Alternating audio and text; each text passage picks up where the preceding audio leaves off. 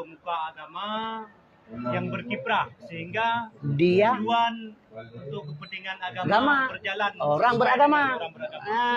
Kasih, Jadi tak pinjam agama dari hana menteri agama untuk sampai tujuannya. Jadi selamanya agamanya dipermainkan oleh orang yang tidak tahu agama. Ya. Maka juga nanggronya harus tajuk bah urung-urung yang mengerti agama. Benar. Ya.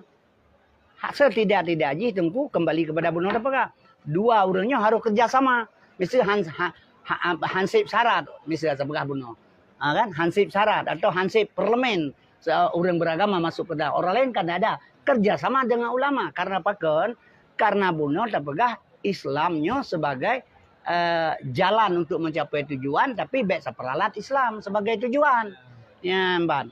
Jadi contoh sekalan, maka dia selalu ditebak dengan masalahnya. Contoh terpegah hana salah, tidak berlebihan. Terdengarlah oleh kitanya